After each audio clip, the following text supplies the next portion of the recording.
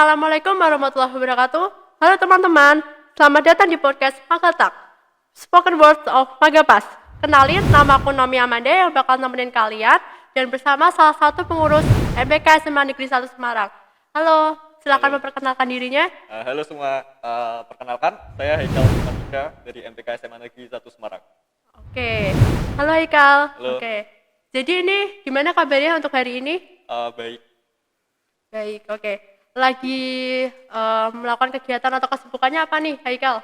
Eh, Kesibukan yang sedang saya lakukan pada saat ini yaitu dalam waktu dekat kan MPK SMA Negeri 1 Semarang akan melaksanakan Semansaker Bakti Pendidikan. Nah, jadi saya bersama anggota saya dalam waktu ini sedang mempersiapkan untuk bakti pendidikan tersebut.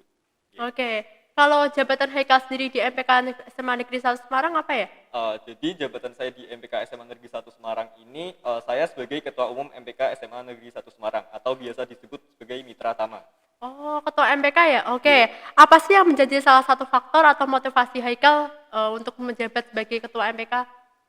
Motivasi saya sebagai untuk bisa menjadi MPK SMA Negeri 1 Semarang itu karena menurut pandangan saya kita sebagai generasi penerus bangsa dan juga calon pemimpin negeri, eh, sebaiknya kita itu harus mencari pengalaman mengenai kepemimpinan. Di SMA ini saya kebetulan mengikuti MPK SMA Negeri 1 Semarang dan menjadi ketua MPK SMA Negeri 1 Semarang.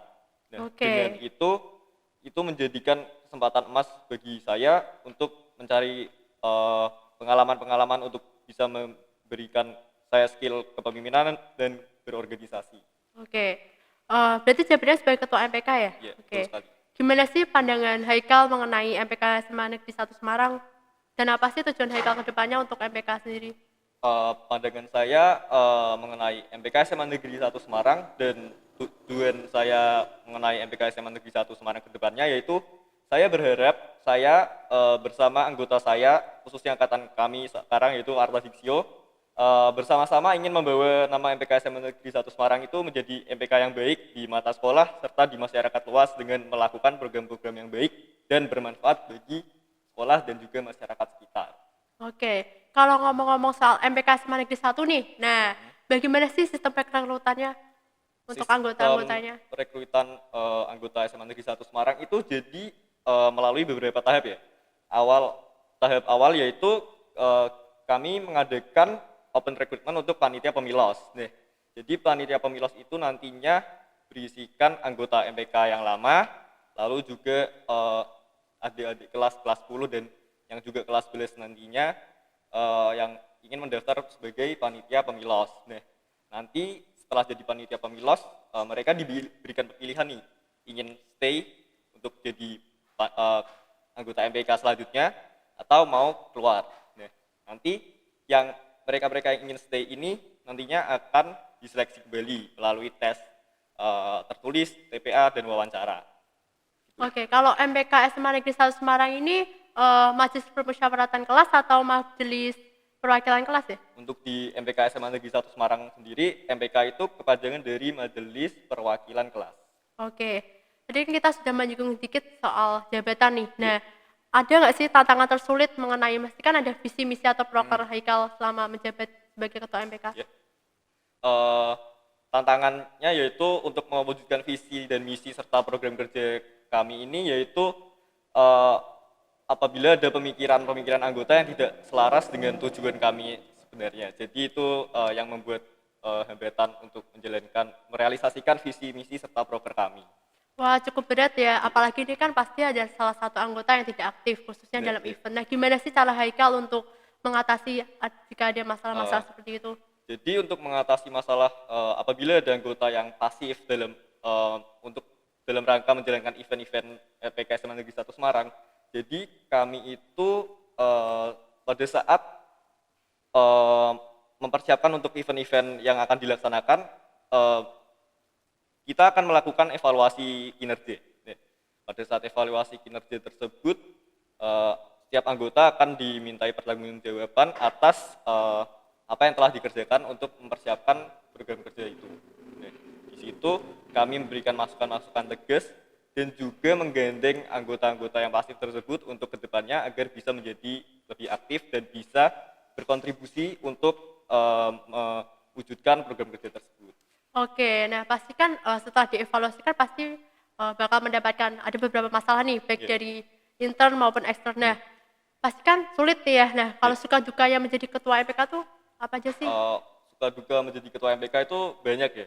Suka itu saya bisa dekat dengan anggota-anggota saya, bisa merangkul anggota-anggota saya, lalu bisa berkomunikasi dengan banyak guru, banyak anggota-anggota organisasi lain seperti OSIS atau anggota organisasi sekolah lainnya, lalu bisa juga menambah relasi pertemanan dari MPK luar sekolah juga. Lalu dukanya itu dalam manajemen waktu. Pasti dalam berorganisasi itu kan sangat sibuk sekali. Nah, kegiatan yang saya lakukan juga tidak hanya berorganisasi, melainkan juga ada beberapa kegiatan yang harus saya lakukan seperti sekolah dan lain sebagainya. Nah, sebagai ketua MPK juga dalam membagi waktu itu kadang cukup kewalahan, namun dibalik itu semua itu melatih saya untuk menjadi orang yang bisa memanajemen waktu dengan baik untuk kedepannya. Jadi itu semua memberikan manfaat juga bagi saya. Jadi kedepannya saya memiliki skill berorganisasi yang baik, bisa memanajemen waktu dengan baik, dan bisa memiliki hubungan yang baik dengan antar sesama masyarakat. Wow, sangat panutan sekali nih ya, memiliki sifat-sifat yang pantang menyerah yang tentunya Ya, punya komitmen. Oke, jadi kan tadi kita sudah berbincang-bincang nih mengenai pengalaman kakak sebagai seorang pemimpin, seorang eh, ketua gitu ya. Sekarang kita mau ada games dulu nih. Nah, oh ya, kita bisa main games dulu. Jadi gamesnya itu nanti Haikal ngambil salah satu pertanyaan di dalam kotak yang sudah kami sediakan, nanti diacak dan kayak arisan gitu sistemnya. Nanti bisa menjawab dari salah satu pertanyaan di situ. Oke, ini bisa sekarang ya. kotak ya, diambil dulu. Oke. Apa nih pertanyaannya nih?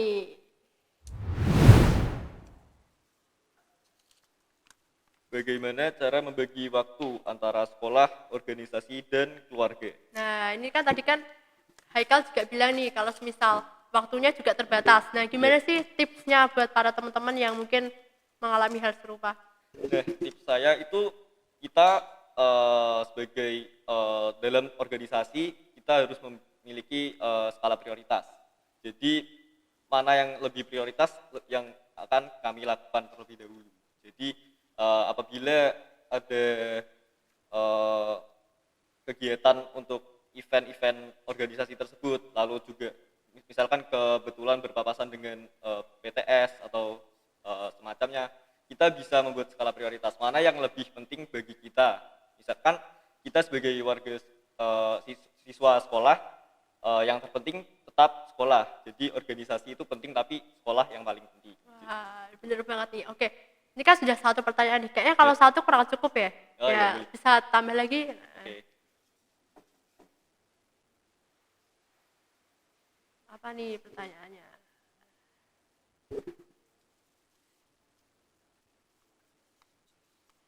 Bagaimana cara memimpin organisasi dengan baik sebagai ketua umum? Gimana nih caranya? Tips and triknya menjadi ketua yang baik.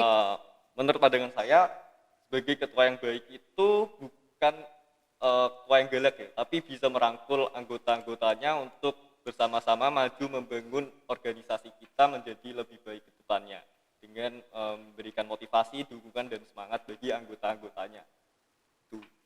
Oke. Nah, ini kan tadi sudah menjawab 2 pertanyaan. Ya. Nah, ini kan masih ada sisa 1 nih. Nah, sekalian aja diambil untuk Oke, yang siap. terakhir. Nah, apa ini pertanyaannya?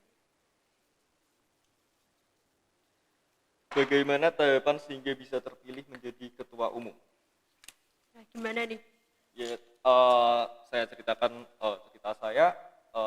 Bagaimana tahapan saya bisa menjadi ketua umum itu diawali dari saya sebagai anggota Pemilos. Di sana saya menjadi PJ divisi IT. Di divisi IT sendiri itu tugas saya sebagai mengumpulkan data-data daftar pemilih tetap untuk Pemilos. Dan dari situ saya bekerja sampai malam, kadang sampai jam 1 malam juga. situ juga yang mungkin membuat saya menjadi semangat untuk berorganisasi.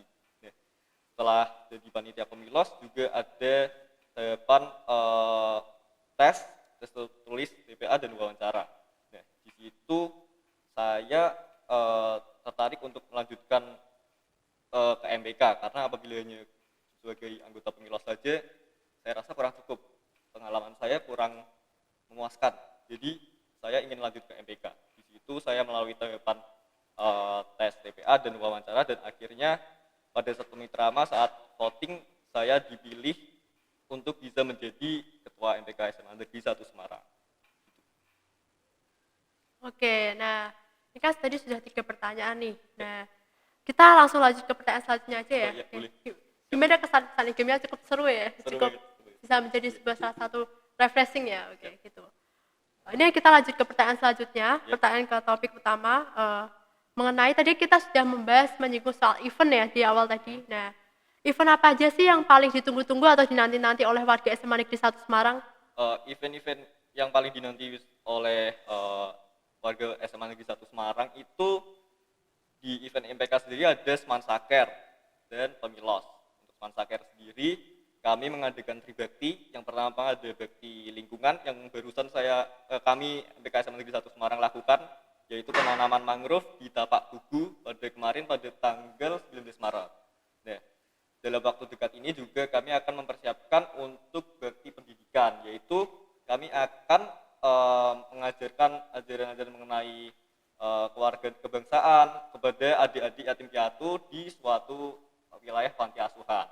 Selanjutnya ada bakti sosial, yaitu kami membagi-bagi sembako untuk siswa-siswi yang kurang mampu di SMA Negeri 1 Semarang. Selanjutnya yaitu Pemilos. Pemilos itu kan event besar MPK sekolah ya. Jadi itu sangat meriah sekali untuk warga SMA. Oke, wah sangat menginspirasi sekali ya. Oke. Nah, apa sih yang menjadi ciri khasnya MPK SMA Negeri 1 Semarang nih? Ciri khas dari SMA Negeri 1 Semarang sendiri terutama di event MPK ya. Jadi event MPK itu memiliki ciri khas melakukan proker, ekstern, dan intern. Seperti yang tadi sudah saya bilang, proker ekstern itu seperti bakti lingkungan, yang mana kita sebagai warga negara harus cinta pada lingkungannya. Lalu ada bakti pendidikan yang kita melakukan mendidik anak-anak yatim piatu di luar sana. Selanjutnya ada bakti sosial juga. Oke, wah cukup aktif ya MPK SMA Negeri 1 Semarang ini baik di dalam sekolah maupun kegiatan di luar sekolahnya. Nah, bagaimana sih tips and triknya menjadi MPK lebih dikenal di masyarakat atau di luar sekolah juga? Jadi tips and trick untuk menjadi MPK yang dikenal sekolah dan masyarakat yaitu dengan cara mengadakan program-program yang bisa membawa nama baik SMA dan juga bisa menguntungkan SMA juga. Wah, ini sudah beberapa pertanyaan kita tanyakan, semoga menginspirasi ya. Yuk tepuk tangan dulu buat narasumbernya.